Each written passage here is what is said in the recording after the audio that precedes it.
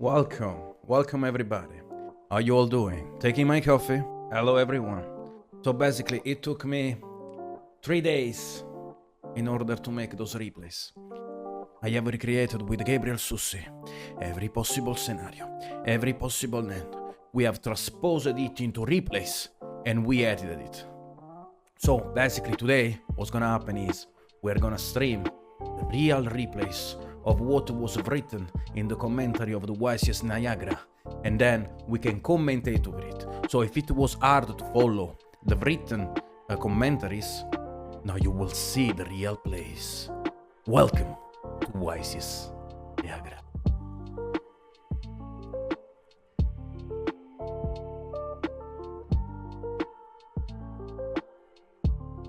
Let me explain how hard was to transpose into replays the entire commentary. So I made some games before the Top Cut, and then we are gonna move directly to the Top Cut, because before the Top Cut, let me explain you, there were so many legal plays, and I'm talking of so many legal plays that I was recreating the entire game, and I was noticing those illegal plays, but it was not explained that it was an illegal play in the commentary, you know? So I had literally to lose 5 hours on replays and to scrap them out, because it was impossible to transpose as a replay and would look like a roasting to people, you know? And I don't wanna roast people, especially during this event. I just wanna show real Yu-Gi-Oh! And there is, in my opinion, the best game of this YCS, Urena against Coach, okay? It's one of the best replays I ever made. It will be the last game for the playoff of the top 3 in order to win the prize card Ultra Rare. And trust me, it's insane. It's funny, it's insane. It's a back and forth in between one mid-range and one combo deck, and it's just amazing. It was hard to follow it was hard to read the commentary, to be honest. When someone can link someone into a gigantic sprite, you know, it's very hard to follow. But we have here Gabriel Sussi, my co-commentator, also the guy who made this possible. Thank you, Gabriel Sussi, to work on the replays. It was amazing. It was insane. Yeah. So I was testing with Ryan, and Ryan clapped me a few times, to be honest. I was expecting a Soul Sister to enter in the Top Cut, because there were a 43% representation of tier elements. So it was, in my opinion, a very good call from Ryan Yu and from his friends in order to win this event. I did not expect, to be honest, Exorcister to win, because I felt it was kind of weak against the Sprite, but I think they tried to fix that issue in the side deck and side patterns. So let's start. A local Canadian duelist, Ryan Yu, came from Toronto, who has been playing Yu-Gi-Oh! Since he was 11 years old. He won the Dragon Duel Yu-Gi-Oh! Trading Card Game World Championship in 2017 when he was only 12 years old, and has continued his dueling success ever since. So, most recently he attended to the American Yu-Gi-Oh! Championship in Illinois, and now he's looking for this YCS victory. Let's see what happens. So, okay. He starts with Shifter in draw phase or standby phase. Is there a reason to not enter main phase before doing Shifter? I don't even know. I mean, it doesn't seem incorrect to me to start with the Shifter. I guess, I don't know, like maybe if you enter in the main phase and your opponent has Gamma, I think he's still gonna Gamma you, right? Like, it doesn't matter if you have a triple tactical talent in the deck. So I don't see any reason to not start with Shifter. Anyways, draw phase, standby phase, main phase. I think if you keep it for main phase, if I was the opponent and Ryan is activating me Shifter in main phase, I might keep my Gamma, because usually the type of decks that play Shifter are the type of deck that are not playing a lot of engine, you know. It's like Fluanderies or Exorcister, or the type of deck that doesn't have a lot of extenders in its engine. So I might keep my Gamma to try and interrupt him. But yeah, as long as I have an out to Shifter, I think I will use Shifter. And Gamma is not really in the main decks anymore, so yeah, usually just use Shifter as you wish, guys. To be honest. What is Stella doing? It's special summoning from the hand, right? Yes, a special summon Sophia from the end. We know for a fact that Ryan right now has Pax and Alice in hand, So I think he's trying to bait his opponent into an interruption and then maybe using Pax to add an extender. Or if he realizes that his opponent doesn't have an interruption, then he might just use Pax to search for a trap.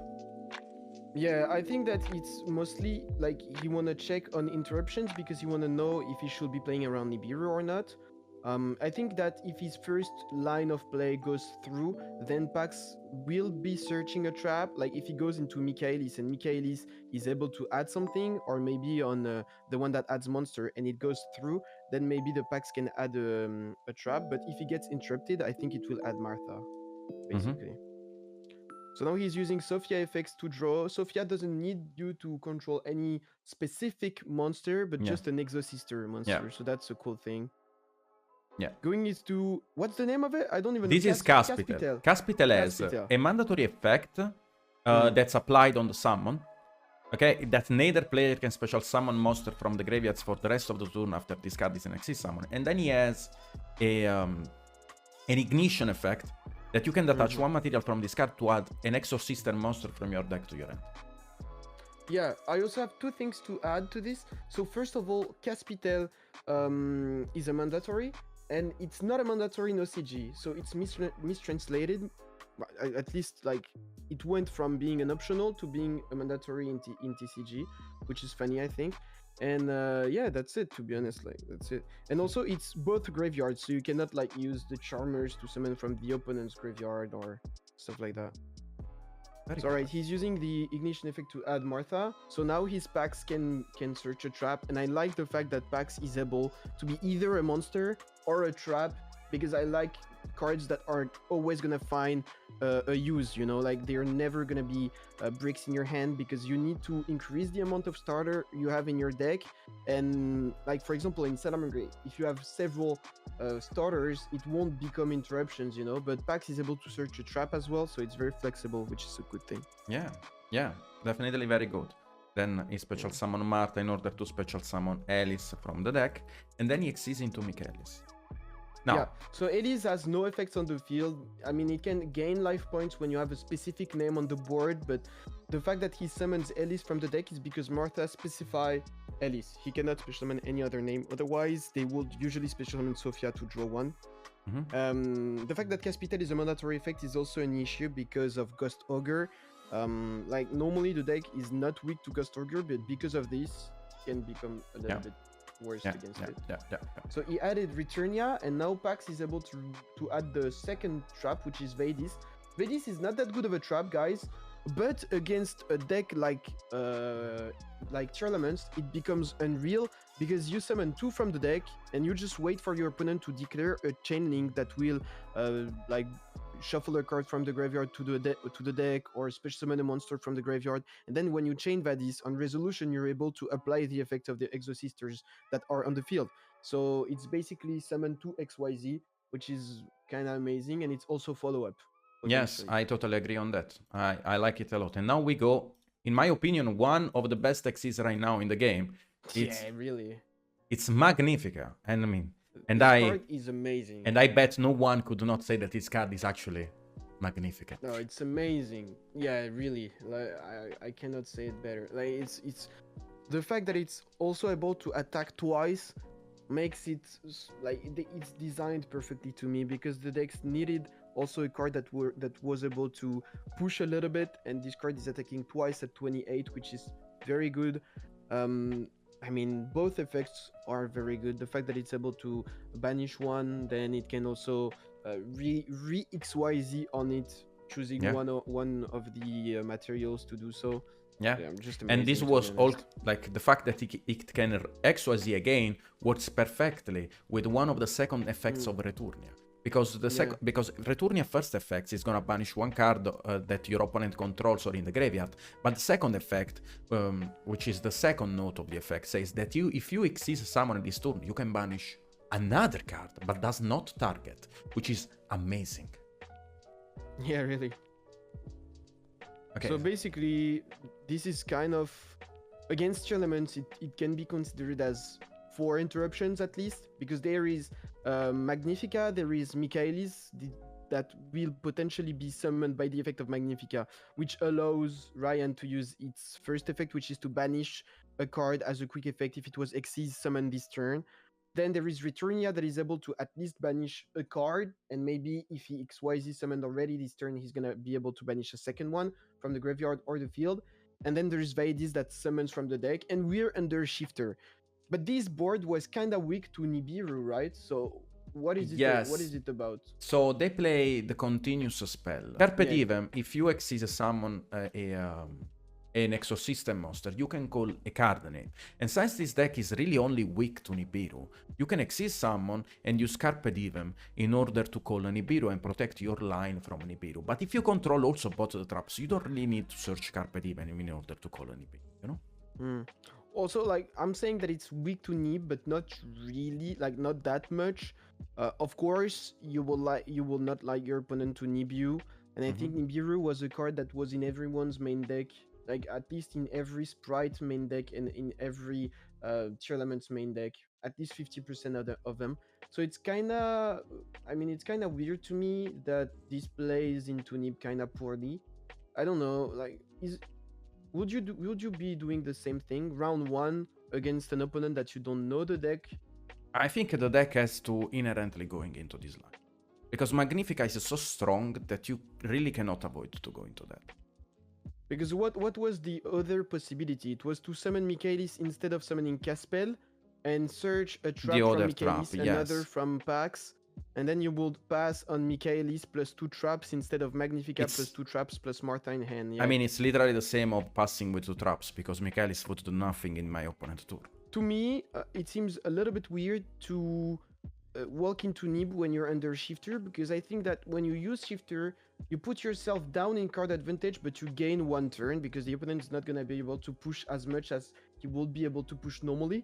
So maybe you try to do a little board, but like that isn't risky at all, you know? So because of Shifter, the opponent won't be able to go through the board no matter how strong it is. I mean, but think about it, okay? You special summon, okay, let's say my opponent's Nibiru me in this spot, okay? Then I pass. Well, he will Nibiru you before. Okay, that's fine. He will Nibiru you on the Michaelis summon, so you don't get to add one. That's the issue to me. If you get to add 2, it's not an issue, but the issue is that Nibiru is gonna trigger on the summon of Michaelis or the step before. So you won't get the additional add, right? I see. So that means you end on only 1 trap. What was the trap that he added first? I think he added Returnia. He added Returnia. Oh, he started by Caspital, so he didn't. So he would end on 0 trap. He would, like, Nib can be activated here, or when the XYZ is summoned. So that means you end with Pax in hand and the 2 unknown. Is that enough, really? I mean, it seems scary to me. I mean, maybe I guess we can ask Ryan later. He's thought about that. I mean, I think Ryan thought about it, but he didn't think that Nibiru would be in the meta. There are so many decks that play. That's fine. That's fine, yeah. That round 1, I can understand that you don't play into Nibiru, but his hand seems so strong that I would care about Nibiru. You know what I mean? Because I activate Shifter. I know my opponent is mostly not gonna be able to play that much into Shifter, so I do the safe plays, you know, and I just create card advantage because I don't need more.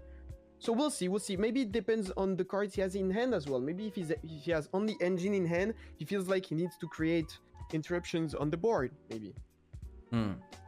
We know from watching his hand that he has Sophia and Alice in hand right now.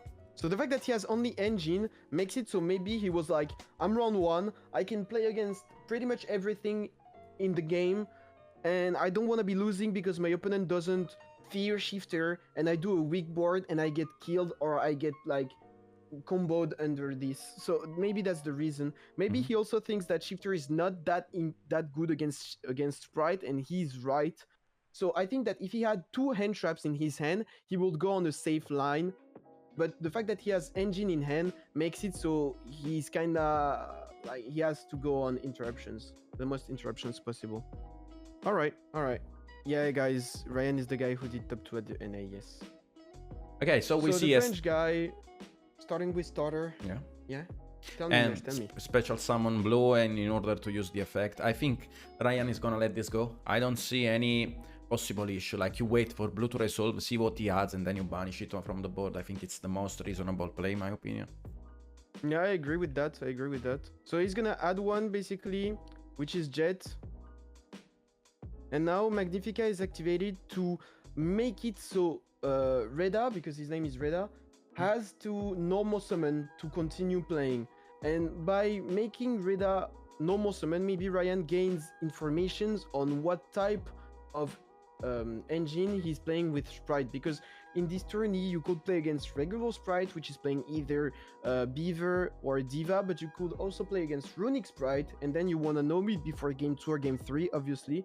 Or you could be playing against Twin Sprite as well, which is also something that exists. But usually, if the guy has Evil Twin or Life Twin cards in his hand, he will not start by activating Starter, because otherwise he cannot use the effect of the Life Twin on the board. So maybe he wanted to know if there are runic cards. Banishing the blue, then normal summon Jet. He uses Returnia at that point to banish the Jet. Yes, makes sense and to now, me.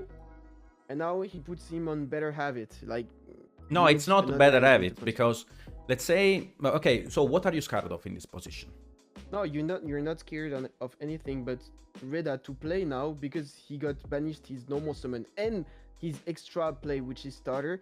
He needs to have like runic cards or anything to continue. So let's say playing. my opponent has runic cards. I can still use Magnifica to tag out. Of course. And I have one more banish. I'm not saying that you lose on this at all, obviously. Yeah. But if Reda has nothing to play, like if he has no extenders at that point, all the cards in his hand are dead, like all the Sprite cards. So that's a fact. Reda at that point adds Right and forgets that he's locked. Yeah. Kinda weird. It's round 1. People are still, like in like maybe stressing. The guys in future match, etc. That can happen to everyone. But obviously, if he started with these kind of cards, maybe like it was better to doing the other way around. Start by doing Enchantress, add Right, activate Right, then that would force out Magnifica at least, right? There is also another thing. Is Magnifica able to banish cards, or is it only monsters, by the way? It's cards. Magnifica banishes cards.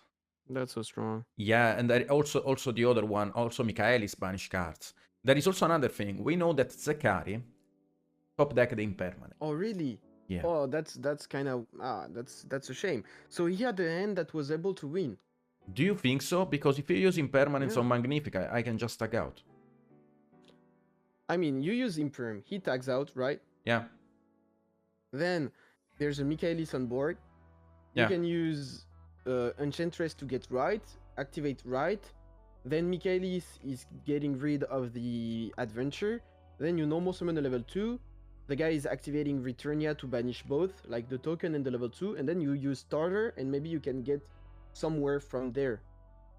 You won't go very far because of Shifter, etc. But you can try and play, right? Yeah. Yeah. I That's think a good there point. was something to do. It's a little bit unlucky here from Reda, who misplayed the hand. Yeah. Just happens. But the point of this feature match is to show that the sister is working, so then on the next replays we're used to it, because we'll have a lot of Exosister to commentate, basically. Okay, so we see Ryan activating Magnifica to banish. The guy chains, Zekari chains Impermanence in the column of Vadis, and Ryan obviously chains the Vadis in Shelling 3 to Impermanence. To resolve and special summon Sophia and Irene. Now resolution. Is Vadis negating the effect? No, because we saw Sophia drawing, right? So Vadis is not, I mean, obviously Vadis is not negating the effect, so otherwise you will not be able to use the effect to XYZ. So yeah. And then there was Judgment as well. So Judgment in the main deck. Yeah, that's really weird. What do you think of this? That's very weird. I would not go Judgment in the main. It's a very bold meta call. Yeah, definitely. I think that if you're, imagine that you're a casual regular player and you want to do your best, like you want to go as far as possible in the tourney, but you know that you're weaker than the people you will play against, then maybe it's a good idea to put cards like that are absolutely amazing going first, but very bad going second, right? It's a way to try and get lucky at the tourney, right? So Reda is starting with Right. What do you think of Brave Sprite as a deck? Okay. You don't have I think it's so bad that I cannot even explain how bad that shit is. You think it's so bad that you don't... Oh, you're mean, you're mean. You're mean, dude. Do you really think that? Yeah, I really think so. The most common end that you will throw in that deck is gonna be Arameji One plus sprite, Jet run or eyes, Arameji yeah. plus Blue, and you have to go Yeah, Elf and to it's special us. summon one of them from the graveyard. Yeah, So, and Gabriel, you dies. should not say it's us. We are on stream, please. I mean, Contain it's yourself. interesting. It's Refrain interesting, I'm yourself sorry. from those accusations. I don't I'm want to sorry, offend anyone. guys. I'm sorry. I'm sorry. I don't know what happened to me. I apologize. I wanted to say that it's interesting, obviously. That's what I wanted to say. All right, let's go. So, right, to start with, I think if you're playing a Brave Sprite deck or you want to play a Brave Sprite deck, I think you should make sure that your deck is not like full of free spots, because otherwise you will usually draw a Sprite plus a Right or a Sprite plus an Enchantress, and it's very bad because it's the only 2-card combos of any Sprite deck that loses to one hand trap, which doesn't exist usually. If you open 2 level 2, you don't die to one hand trap. Like if you open blue plus a level 2, you don't die to a hand trap, but if you open right plus a level 2, you die to one hand trap, which is kind of, I mean, it's unlucky. So then you should play something like 10 to 12 free spots at best. Like this should be the maximum you play in a Sprite Brave deck, I think. So right activates, activating Faithful from the deck, then search for a Griffin and send the Draco back. So that means he You opened the Draco back. I mean, congrats. I fucking knew that shit was gonna happen. I know. I know. And that's also a reason why the Brave engine is a little bit like on the side right now. I've seen Treef play a lot of Brave Sprite at the beginning of the format and then switching to Brave tournaments. I really don't think that's that good of an option. I think it's interesting in tier, but in Sprite, like giving bricks to your deck, I don't know if that's what you want to do really. Gamma to negate the Griffin, and there is nothing to play with. Would you use Gamma on Griffin in this spot? I think Ryan realized that he bricked, to be honest. And also think about it. Is there any way that you want to do that? One second. Does Exos Sister locks you for the entire tour? Is it an hard lock or it is after? Marta locks you for the entire tour. So you cannot Gamma in your turn if you are going for Marta. So you have to use this Gamma. So you're saying... I don't know if you have to. Let me explain you why I think it's still something you should consider not doing. So basically, in my opinion, we just explained that a Brave card that is putting a token plus a Griffin. Do you see my pencil or not? Yes, I do see your pencil. Okay. So imagine there's Griffin here, and then he has only one Sprite in hand. He will normal summon, and then he has to go on the basic elf route. So usually when they have one Sprite plus one Brave, they don't search for Griffin, they search for area, so they have follow-up in the graveyard because the Griffin is not able to negate anyway, right? But we've seen that Zekeri doesn't seems to be that good of a player because of how he misplayed game 1, which is not an issue, right? It just happens to everyone. But why are you so mean? He might have been nervous. No, of course. But the fact that he's nervous might make him do misplays. Maybe he will misplay because of him being nervous or him being not prepared anyway. And the fact is, maybe he added Griffin just because he used to add Griffin. I would still be scared of him having a Sprite in this situation, but either Ryan guessed that he's breaking, or Ryan was like, if you have Right plus one Sprite, you search for Enchantress and not Griffin. So that's the reason why he used Gamma. Yeah, makes also because sense. Otherwise I think you keep the Gamma because you're too scared of normal summoning one Sprite and going full combo, right? There is a lot of thinking. There is a lot of thinking definitely in this specific spot. Yeah, I agree. Alright, so Ryan chose to use Gamma, and I think in this situation it's the good play. Usually Ryan is not misplaying as well, so might as well. Okay, oof, set 2, 1 second, I have a meme for that. Adventure. What the fuck is that? It's crazy though. Gamma plus Feather in this situation is very, very... Alright. So Feather is activated, Judgment's Chain. We've seen Judgment game 1, so it's not really that surprising. Normal summon Sophia, special summon Elise. Sophia has effect to draw one. Then it goes into Michaelis. Michaelis is able to banish and to add because it was summoned this turn. Yeah. So he's using the effect to add first. So if Makes he gets sense. impermed or Yeah. anything, he can chain the effect to banish. So Yeah, that's makes totally sense. well done. Well done. Adding Returnia to have an interruption in case he's not able to clear the board.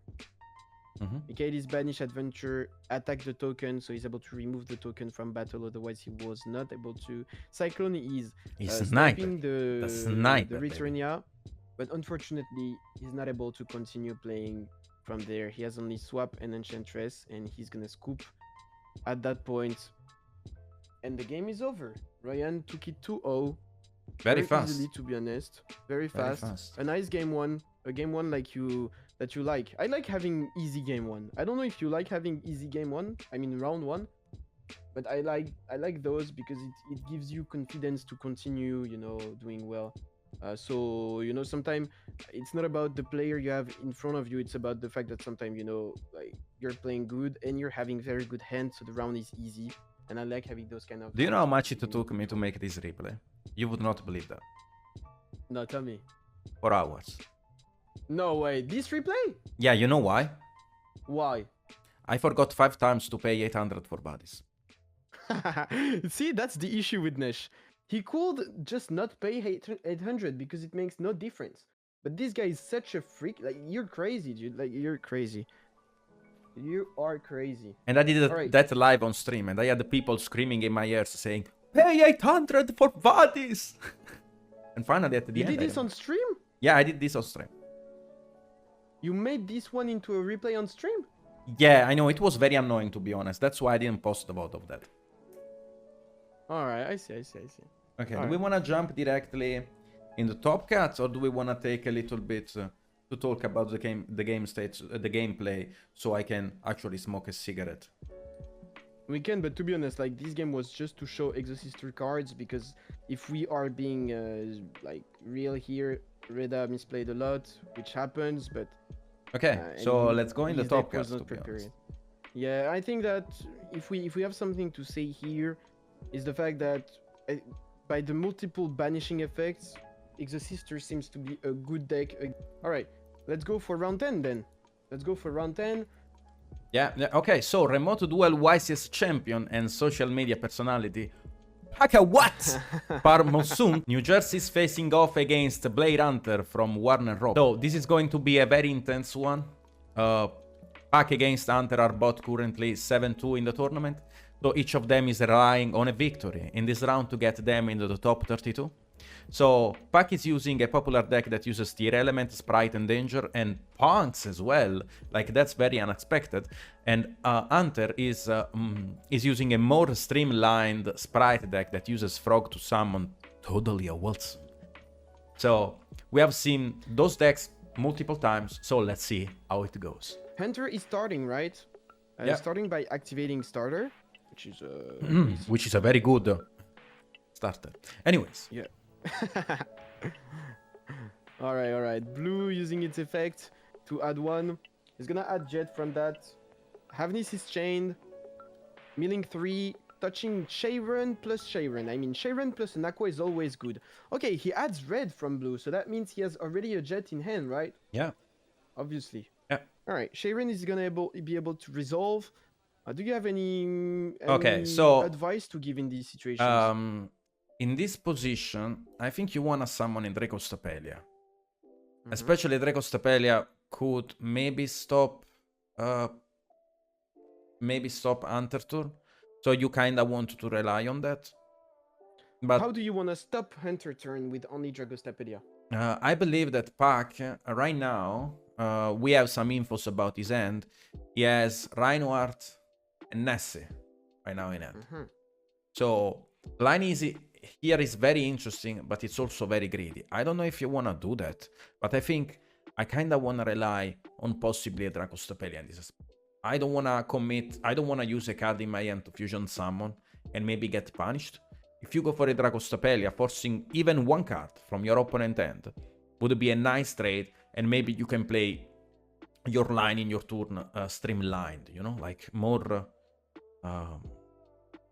You can prevent the smashers from being added, and it's also like it's already really good. you don't really need to try and stop the whole combo by trying to negate Gigantic because, like, what do you know in the hand of Enter right now? You know that there is Jet. Like in most of the situations, there Yeah. is Jet, and there is also Red. So Yes. right now, if he does special summon Red, special summon Jet effect to add one, because he started with starter, the Jet effect is not able to search a level 2. So maybe you can try to hold the Predaplan to negate the Gigantic, and now he's only on like Elf effect, getting back a red, and that's it. So that's a possibility. Or you can try and prevent the fact that he has a third level 2 in hand, which is very likely as well. So you use Predaplant on Jet to prevent the search of Smashers.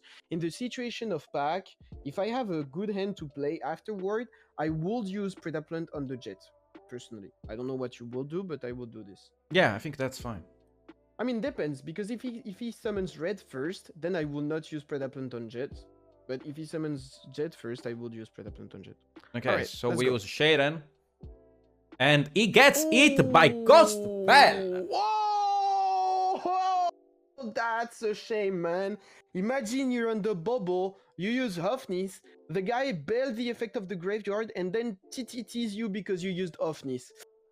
Oh my And god. he chose to look at the hand, so he's able to remove a card, and then he's also able to continue playing because we know that he has Jet and Red. Oh my god, that's too much. That's too much, dude. Okay, so what do we That's a know real in pain. Pax End right now? I Let's mean, we see. don't really know Paxen right now. I mean, show for You can TTT, tell my me. boy. Let me see. Alright, show for TTT. So now we have the hand of Pack for TTT. So there's Planet, there's Rhino Heart, there's Nessie, and there's Teleport. That looks good to me. I mean, Very seems good like hand a you have. broken end, brother. Yeah, really. Like Teleport. What do you think of Teleport? Should it be banned or should the No, brother, pink I engine fought become so weaker? hard against Konami to get a teleport at 3 for my VW. I'm literally like biased on that. Like teleport is at 3, will stay at 3 for the rest of his life, for the rest of the Yu-Gi-Oh life. So yeah, You think so? No way. I think that either it needs to be removed, but the fact that they took it back in the game like lately makes me think that it's not gonna be limited or banned or anything. But I think that the punk engine needs to be weakened a little bit because right now it's too much. Like the fact that one emergency report is bringing you that much card, it's very toxic. Because at least if it was just that strong, then why not? But the fact that it's strong, but you have to run bricks to be able to do so is a problem because it adds up a lot of variance in the game that I don't think we want. Mhm. Like I don't think we wanna be playing. I'm not talking about that. I'm not talking about that. I'm definitely Okay, not doing whatever. that. I fought so hard to have 3 teleports back in the game. Teleport is at 3. We'll stay at 3. No complaints about that. All right.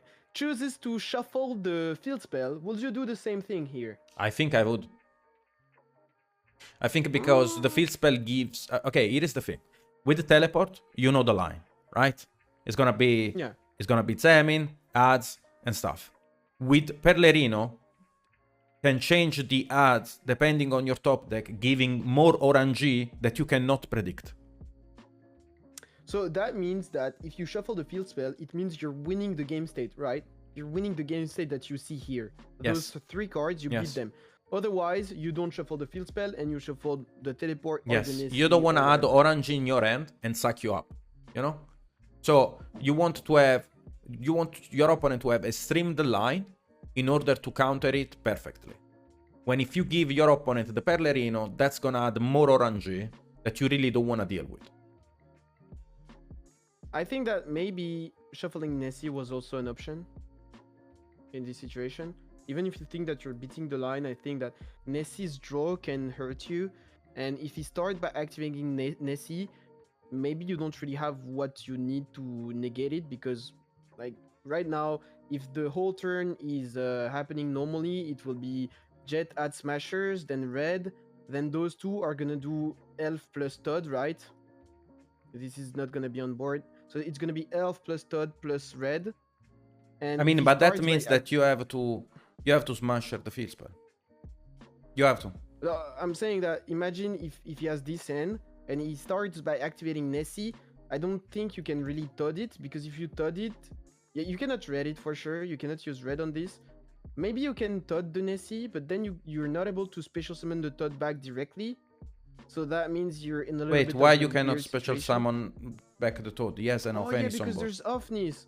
Oh, then it's fine. Then Yeah, I think okay, you I'm Toad just the wrong. Nessie, you set the Nessie, and then you Elf back Yeah. the Toad. And I think you're fine. All right. Yeah, you're fine. Definitely. Okay. Definitely. All right. So Jet adds Smashers. Special summon Gigantic directly. He knows that there's no hand trap, so he's playing freely. Mm-hmm. All right. Special summon a Swap. Swap will use its effect, send a run-in mostly. Then we'll link up into Elf, and then Elf is gonna be able to summon back Swap Frog. All right. And then swap, send, swap, run in, banish the swap, summon itself, do a Toad, and then he's gonna summon red from hand, and he's gonna also have 2 unknown cards, and he's gonna set them. I mean, there's I a mean, Smashers, one and of them there's is a one unknown Smasher, card. the other Yeah. one should be Impermanence. Imperm or maybe droplets. Some builds that are playing Yeah. Runic are playing droplets, but it's Yeah. very unlikely because we've seen no Runics in his hand. Main phase 1, pack activating teleport.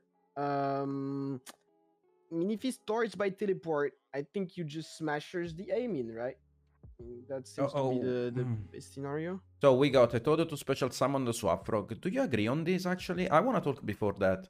Before then teleport, I would talk about these. Like, how do you get punished? It's only Super Poly that punishes you, but very hard.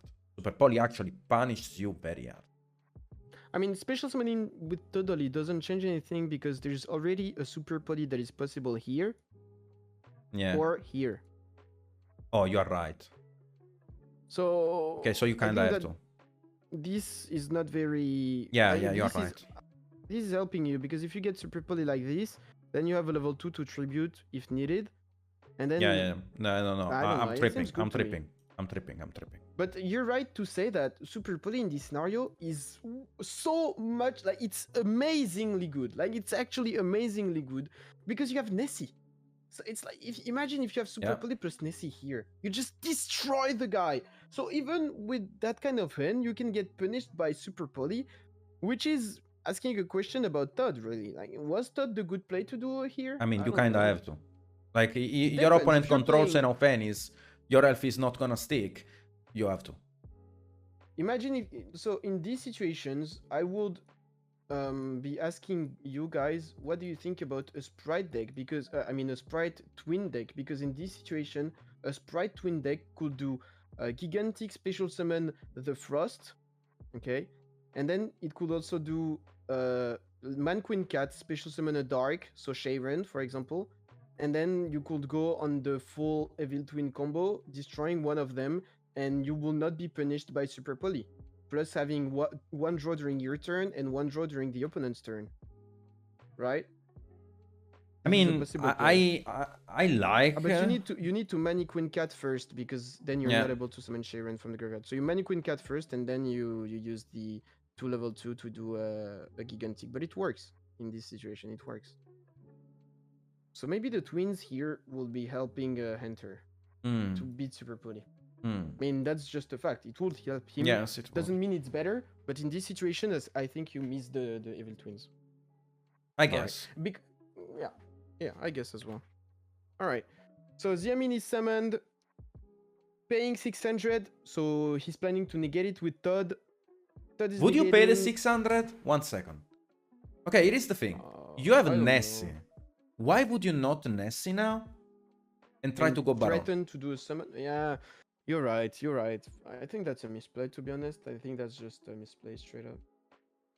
I mean, he has also Reinhardt, so you kind of have to be lucky, to be honest. I think in these games that you have to push your luck. Because your main line doesn't work. Because he goes Zemin, and he can just negate with the Toad, summon back the Toad. Then you go Danger Nessie, and he can just Toad again to set it, and whatever your normal summon is gonna be stopped by red, and you have to scoop. I think that there's also the line that does normal summon Rhinoheart, not use the effect, and then Rhinoheart plus Offnis plus Aimin goes into Baron. Maybe that's also something that exists. You can try summon Aimin, then declare Nessie, I think you then go maybe the opponent Nessie. I negates. think you go Nessie because he has to negate the Nessie. Yeah, but then if he negates the Nessie, you can normal summon Rhino and go into a Baron. It's not winning, but I mean, if you need to be lucky, I think that's the best line to be lucky. Yeah. And what I mean by being lucky is your opponent misplaying, basically. Yeah. I don't think declaring the game in is gonna help you at any point, to be honest. Like, if you declare the game in, he's gonna toad you. Obviously, he has no other choice. Yeah. All right. So he's not chaining Elf because he wanna be able to get back water. And also plays better into Called by the Grave on top deck. Of course, of Yeah. course. Todd negating the Nessie by sending a swap frog. This is an interaction that is usually forgot by people. People usually forget that interaction. That's very the fact smart. that swap Todd is able to send a swap or a run in any aqua to negate is very important in situations like that. So we have Reno. Red is negating, and at that point, negating with sending the swap, and then Pack is able to try and attack this. Maybe you wanna negate sending the elf and destroy the Rhino. But I then mean, are you scared about? I think you elements are. in hand? I think you are. Why would you risk it? I mean, it depends on the set cards, I guess, right? I mean, we know Smasher. Like Smasher here wins a lot. Like you negate the effect, then he tries to attack you, banish your elf, banish your body, and there is nothing he can do. Like there is literally no top deck. Yeah, that's fine. That's fine. That's safe. All right, then run in special summon, and this is gonna be too much for Pack. That's gonna scoop. Pack goes 0-1. Imagine you being Pack, having this kind of curse of the bubble. I mean, at least bubbling a lot in the last tournaments you did, and now you're in a situation where you lost game 1 in the bubble again, and you have to get back 2-0 against Sprite, which is very good at the time as well. So you have to win this round very quickly. I mean, this game very quickly, so you can play the next one and win it. It seems very hard for Pack, to be honest. It seems very hard. Yeah. It's not a good starting point. All right. Then Okay, so Pack we got in starts. the game 2, and in game 2 we see a decent start with the Jackalope. I don't want to say good. It depends what it Not is. good, not good. He opens Deer Nut and discards Deer Nut on Jaka. Doesn't look like a very good opening, but maybe it would get better. We see that he activates Nessie as a second action here. Okay, Nessie is able to that's not bad. resolve. That's not bad. Let's make it a little bit better, yeah. Nessie hit him early. That Ooh. seems good now. That seems good. And then Yeah. there is Foxytune that summons an Amin. So Okay, Foxytune so he doesn't obviously- use the Merle. No, he didn't use them early because he was able to send a tournament with Foxytune. Yeah. The fact that he has no Deer Nut in the deck is a shame here, because otherwise he will be able to do a +1 with. Okay, but with there is a Amin. line. There is a line here. Me and Pac studied this line multiple times when I was playing Yeah. Punk. It is the line. When you go Foxytune to special summon Zemin, and then you use Alphenis and Merle to go into Kit. And then you're able to go on Chaos Ruler. Yeah, or with it's not like you are only able to go on Chaos Rule. There is another line, because you have to go into Alki Fiber, Garura, and then go into Chaos Rule. That's the main Maybe line. we'll see it here. Maybe we'll see it here. So that's interesting lines. But that's the game Um, plan that he's looking for. This is the game plan that Pac is aiming for, because it's a line that he did multiple times. Even though I don't think it's totally correct here. I think he can play a very streamlined different, but I think he's going for that because he's trying to flex on his opponent. I mean, sometimes, you know, when you study a situation too much, then when you're in the spot to realize it, you do it without even thinking. So maybe that's it. Also, we need to take into account the fact that there is a lot of stress on both players here. So he used Kit Effect, summoning Rhino, destroying itself, milling 5, then because he's using both effects. He's milling only a Snow, but he's able to send a name with Rhino, which is Sharon. Okay, Sharon. But did he normal summon this turn? We see his graveyard here. Yeah. There's a lot he can do with Sharon. He's able to go on a Garura, as you said, because there's the kit in the graveyard. I think he did not normal summon this turn, so he still has his normal summon for later. Okay, do you Right? think, do you actually want to special summon the Rhino Art from the end using Kit Kalos and not normal summoning it? Because I kinda wanna normal summon the Rhino Art, send something and send the Merle, and then use Kit Kalos to reborn the Merle. I kind of Yeah, it like looks that. better. It looks better because you have a level 2 on board, which is gonna have a lot of value in a lot of situations. And you Depends still though. have the Chaos Ruler because you can use Reinhardt, Merle, and Shinobi But in the if you worst do case normal scenario. summon Reno and you use the effect to send Merle, are you using Merle's effect? No, I'm not. And then you reborn Merle with Kid Yes. Kalos. What do you do next? Okay, if I don't mill anything, if I don't mill in 8 cards, I don't mill anything. I'm just gonna use Necro, Merle, and Reinhardt to go Chaos Ruler. That's interesting. That's a line we can think of, definitely. But he chose the safe one, we'll say. Even if it's not say the safest, but he chose to go on the one he knew and he worked at home. I mean, tournament turns are always improvable, I would say. Like there are so many lines you can take that you can actually do the difference by being like doing some a little bit different, you know, like you can always improve the line. But this one is definitely good enough. I think it's good enough. I think it's good enough. Nothing to complain about that, to be honest. So we see the draw. He drew Afnis at that point with Garura. And then there's the mill 5, and he's able to add Tsushi. That's very good. Oh no. Oh, okay. He adds Merly. That was a mistake here. Alright. Then summoning Elf, using Elf effect to get back Shinobi. And then Shinobi plus Ruler is able to summon a Baron. And at that point, he didn't use Chaos Ruler to summon itself. And he didn't use Shinobi to summon itself as well. So he still has body, and the bodies are enough to go uncurious. So he's gonna be able to set up a virus if he wants to. Yeah, I think it's a very good play. All Then we see that he milled the Salik to add a adding Shane. follow-up. Yeah, why not? Or to add another Summon a extend. Snow to be able to go on Griffin. He has so many cards in the graveyard that he's able to do so. I think that the deck with Punk is able to do the Griffin line much more often because he has the body of Snow that is able to summon itself several times. While if you don't play the Punks, the Snow is not really able to summon during the first turn, right? Like it's kind of hard because you don't have that many cards in the graveyard. The Chaos Ruler plus the Fiber lines puts you so many cards in the graveyard that it helps you to summon Snow. Even if I prefer to play a deck without the Punk engine, this is a good point of the Punk engine in the deck, definitely. Yeah. Setting back the Griffin, summoning a second time Snow, so he is able to do an Elf later on with the Snow. Yeah. Melee effect to mill 3 again. Yeah, we know that Pac is on Gigantic, so it's a line that we'll see multiple times through the tournament because it's not the only player that's on this line. And he also plays like a very small engine of the sprites. So if you guys are interested in Pac decklist, go !Niagara in the chat and you will have the top 8 decklists. Because people in my chat saying that Nibiru on this turn was crazy. What do you think of this? Should we come back and see how Nibiru was good or not? Because I think it was actually very good.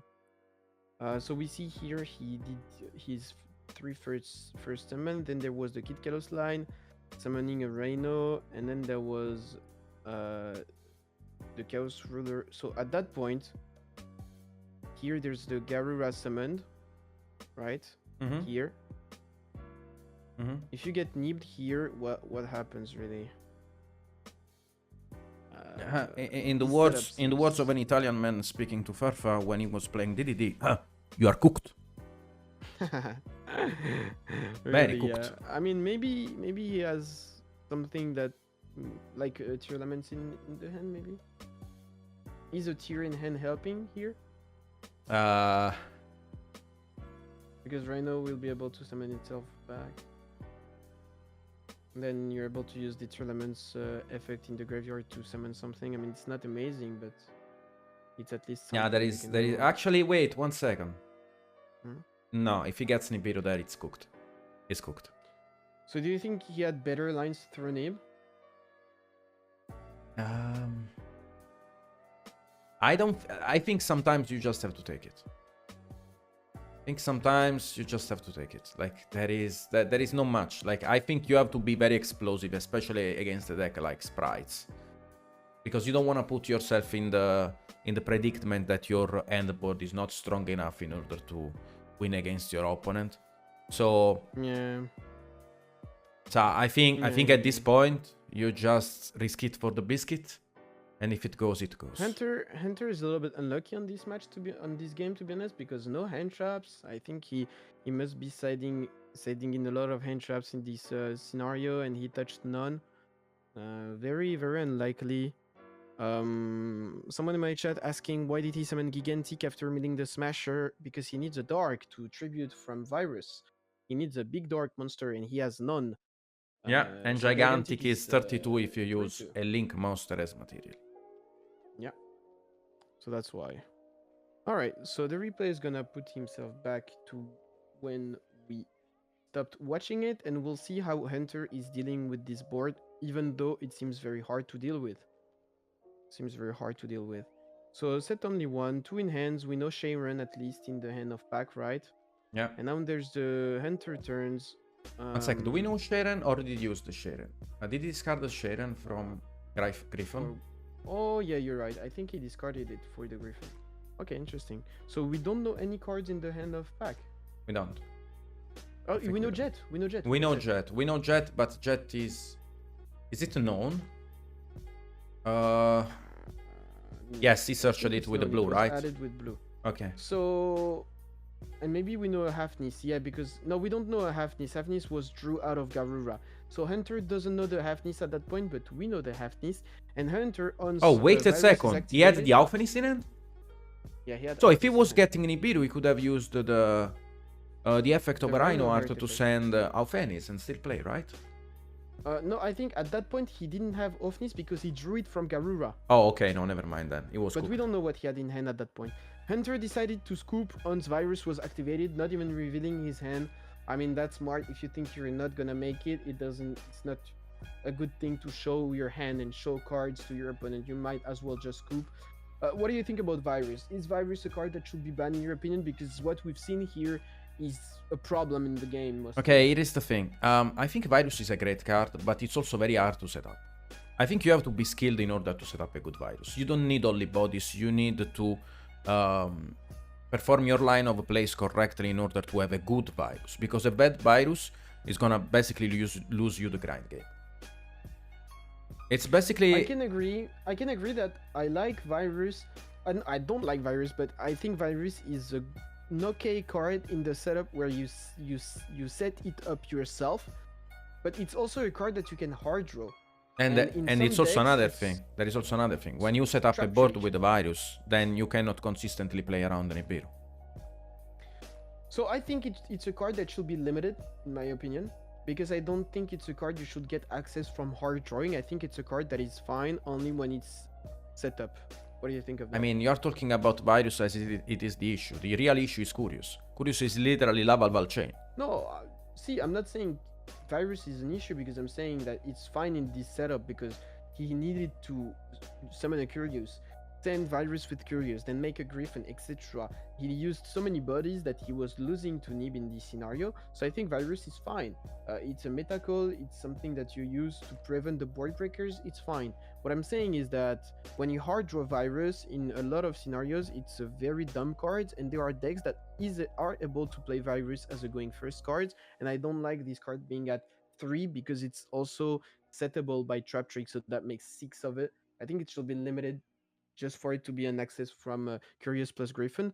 Then maybe we can talk about is Curious fine in the game? I don't know. I think foolishing foolishing any cards of the game seems a little bit too unfair. It's too good. I don't know. It's too good. It's too good. Yeah, I agree with that. It's also hard to set up if you consider that the dungeons were limited not long ago, so it was kind of hard to summon not long ago. Now that Nessie is at 3, it's a little bit easier. What do you think? You think Curious should be banned, or you think the dangers should be limited? Or no, I think the danger at this point, like they went back and forth in the ban list. I think just ban the crazy card that they can lead into. Like Curious is a crazy card. It's basically a staple in the danger deck. There is another card that's Saruja, for example, that's very stable in a danger pure deck.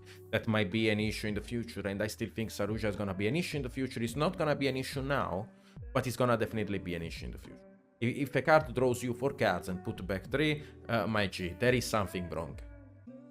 Yeah, also too generic to summon. Too generic as well. It's a card that will be addressed in the future. I don't think there is the rush to address it right now, but definitely in the future we are gonna see Saruja in the ban list. Usually, I'm against any card that promotes board spamming without even thinking, you know. Like, I think Saruja is the type of card that gives a lot of power, a lot of strength to cards that special summon themselves, you know. And I don't think it should be a thing. I think that when you summon monster, you should be worried about what type they are, what levels they are, what attribute they are, what attack they have, and it should not be just tokens. You know what I mean by that? Yeah. Because right now, people at some point in the games were just summoning monster to get access to those cards, and it could be any type of monsters, any attribute, it's too generic. It's giving too much credit to spamming boards, and of course, I think it should be addressed at some point. Yeah, otherwise, it's going to be a mistake. All right. So let's go on the game tree. Holy, what a game! I mean, that wasn't that hard. Like, it wasn't that hard for Pac. He just performed his combo, but he did kind of well. Third game, we see Swap Frog being normal summon, and then Blue being special summon, searching for Jet. Jet search for Smashers. Yeah. Then he's going into a Gigantic. He's not even worried about hand trap at that point. Should you be worried when you play against Tier Element Spunk? I mean, you're playing against Tier Element Spunk. I think he's on board breaker. I don't think Pac would be on hand traps with so many engines mixed into the deck. Like, we have the Sprite engine, the Punk engine, the Danger engine, and then we have the Tier Elements engine. Tell me, G, where the fuck do you find the space for hand traps? There's no way. You can play 3, maybe just Imperm or just yeah, but that's it. Yeah, definitely. And in these lines, you don't really lose to any of them because you normal summon swap, so you do not care about Imperm on Gigantic at least, and you do not lose on Nibiru because Gigantic is the first summon and it locks Nibiru out. Alright. So Hunter playing his hand well. He's not giving credit to Super Poly again. Maybe that's the point. That's something I don't really like with this kind of end board of Sprite, is that Super Poly is too strong against them.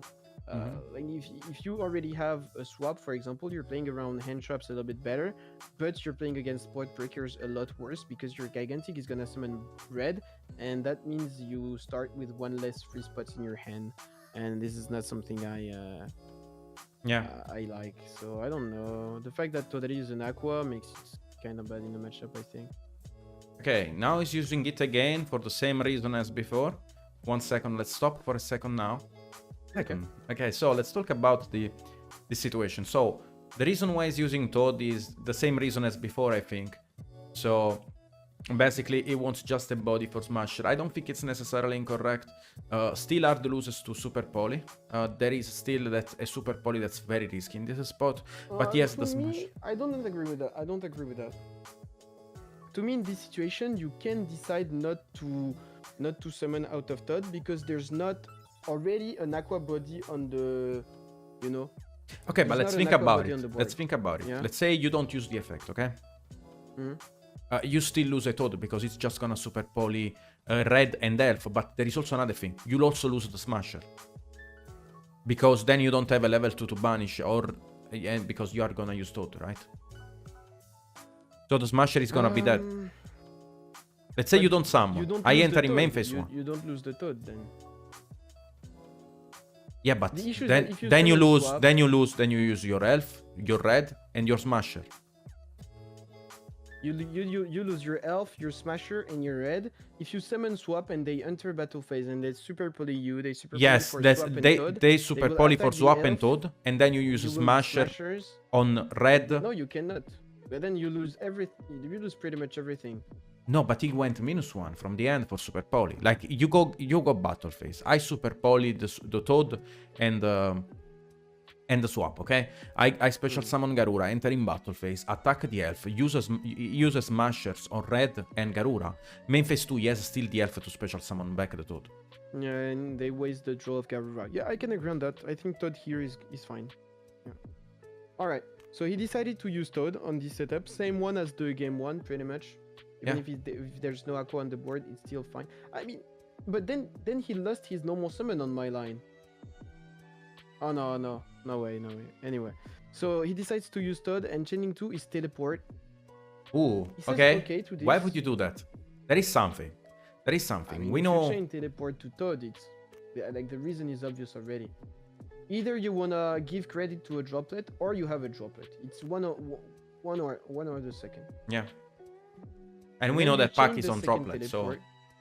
I mean, Hunter might not know it at this time, at this point of the tourney, because it's top 32. Yeah. And also, Pack can be on droplet, but still do this move without having droplet, just because he wants to scare Hunter. So Hunter is in a spot where he has kinda to guess, am I playing around droplet, am I not? Because if there's droplet here, I won't be able to use my Toad negates at any point in the turn.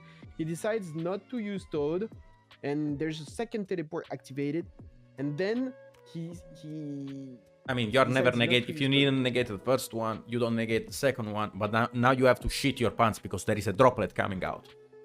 I mean, if you don't negate the first one and there's a second one activated, that means that now if he droplets, it's even worse for you because he will send 2 here and 1 monster and negate the 3 cards, right? While if when at the point where he activates 1 here, even if he chains droplet, he has to send 2 from hand, right?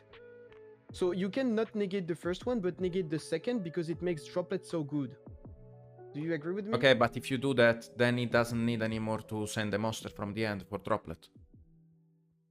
He would still do it because he needs to negate 2. Yeah, but no, it will just send both of the droplets to negate elf and red. Yeah, true, and you will not even get the teleport, so you have. But no there is an outplay that you can do here.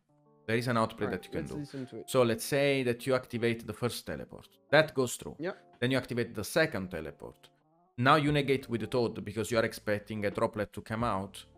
But after you negate, so in chain to the negation of Toad, you activate a droplet sending both the teleport in order to negate 2 monsters. But now you can also chain the Smasher to banish red and 1 of the teleports.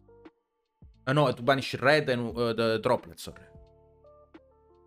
So, droplet will fizzle. What? What are No, you I'm saying to banish the droplet. To banish the fucking droplet! I don't get it, dude. Oh no, he cannot. He sent spells. Why do you wanna banish droplet?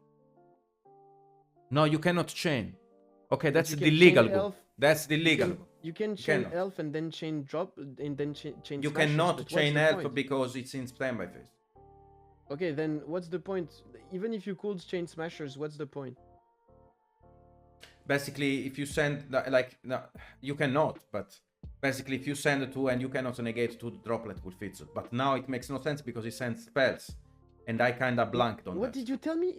What fizzles? I don't get it. Like I don't get If the the move. droplet does not negate the same amount of the monsters with the same amount of Because the you have card only sent. 1 on board, right? Yes, but we cannot do that because he sent a spell, and the chat literally caught me on 4K. So All right, let's go then. Chat caught you on 4K, but even like that, I don't even think it will be that good because you lose the smashers and then you don't have a body to negate with red. So, I know because you wanna banish the red. Yeah, then maybe. But you lose the smashers. I don't know. Feels weird. Anyway, he decides not to, and then there's droplets that's gonna destroy the setup. Double teleport, a monster plus droplet. Feels good to be packed, right? I mean, definitely. Everything's negated here. That's kind of crazy.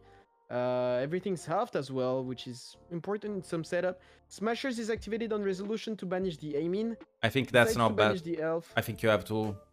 You have to. You have to. definitely have to. Banishing the elf is also a good thing, in my opinion, here. Because it's the monster that is the weakest on the board. It's already it's destroyed by Gamma. You kinda have to, because if the Zemini resolves and he added the Foxy Tune and he has another tier elements in hand, you get punched. Definitely. Yeah. Yeah. Depends what you have on the board. Maybe if you have other interruptions, maybe you keep the smashers, but in this setup, the elf has no value. So you might as well use it. Normal summon Reno, Yeah, gonna it's use the simple. effect of Reno as well. That's And simple. it's gonna be met with an impermanence that's gonna negate it. But Mhm. then he has a tricky play. He goes into Fever. Fever summon a Shinobi that gives him access to a dark monster to summon Dark. Then Dark is able to access to blue, and now he has a link to and a level 2 to He go uses into also blue Gigantic. effect because he has the sprite engine in the main deck, which is Yeah. godly in this spot. At that point, can we say that Hunter should banish blue in this scenario and not I mean, he Gigantic can with still his get a smashers? jet. I mean, it's less good, right? Uh, It's less good. did Hunter know that Puck was on sprite? Yes, he does, right? I mean, it's free though. Like it's a free thing to do. I mean, it's a thing that you never do. That's the issue. Like, Not yes, you really. I can mean, do it. It was Yes, you like can those do it, engines but were played in Rio. But to be honest, it's a misplay. It's fine, but it's not a because thing if that you can always read. That's my like. You see Puck on Punk. It's a you difficult see, one, yeah. Like you see Puck on Punk and Dangers. You definitely do not expect also the sprite engine. I think that it's so free to do that you should do it, but it's definitely something hard to see. I agree, but I think you should banish blue.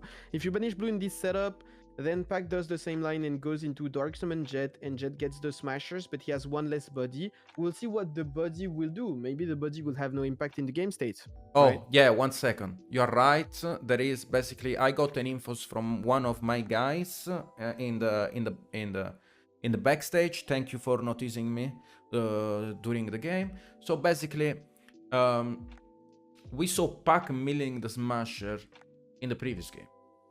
Oh, that's also something, yeah. But that's something you gotta remember. In those scenario, it's very hard. But anyway, even if you don't know if Pack is on the sprite engine, you banish the blue because there is no reason to keep it. It's not. It doesn't have a lot of value in this scenario.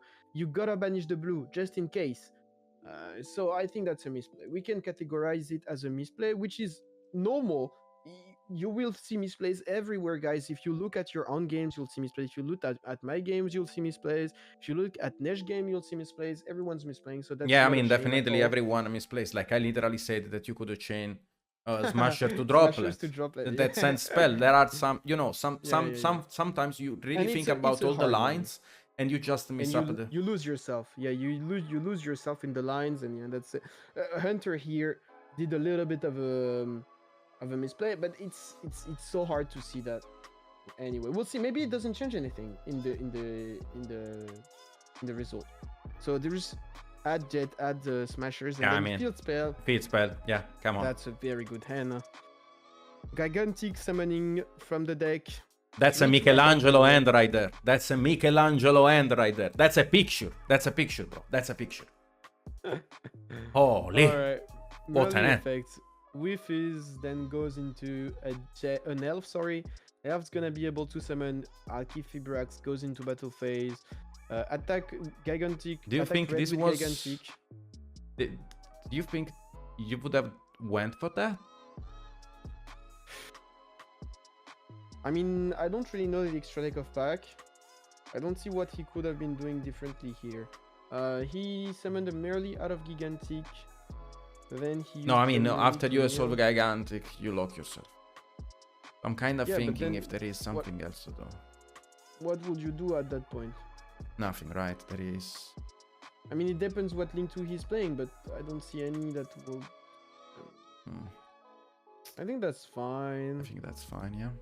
Okay. Oh, that's fine. Alright.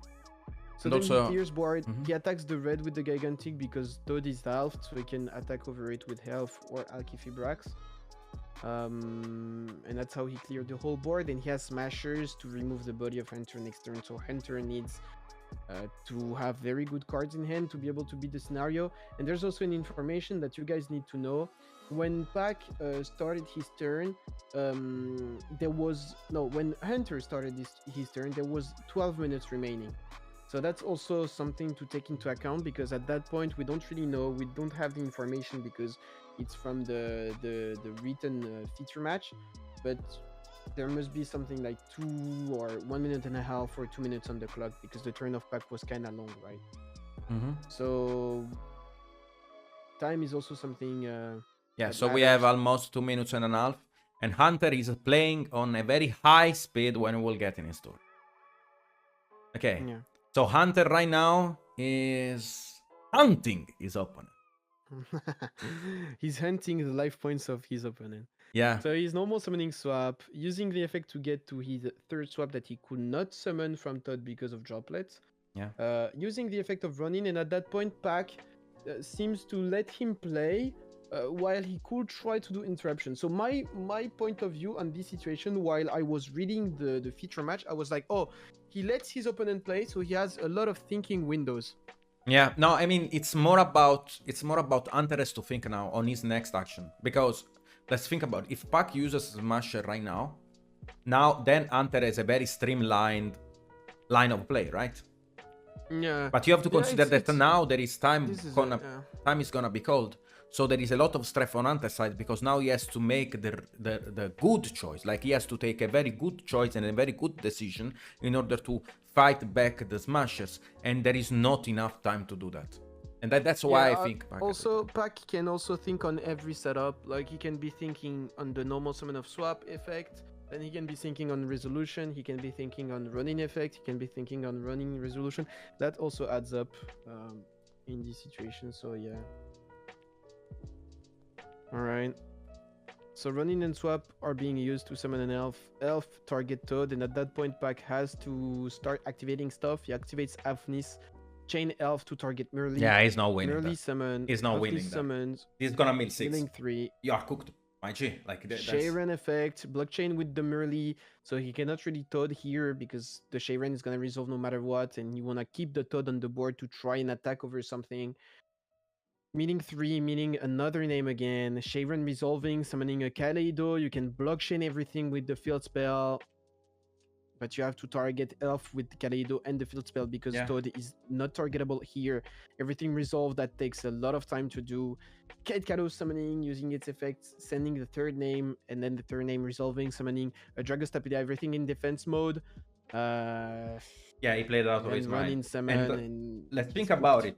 Okay, let's talk about it, because you said Pac could have think about this entire interaction. Remember that there were 2 minutes and a half on the clock. So that means that Pac played on high light speed in order to make this board. He did not take his time to think through the interaction. He played as fast as possible to give Hunter a chance to play the tour. What do you think about the deck Pac brought to?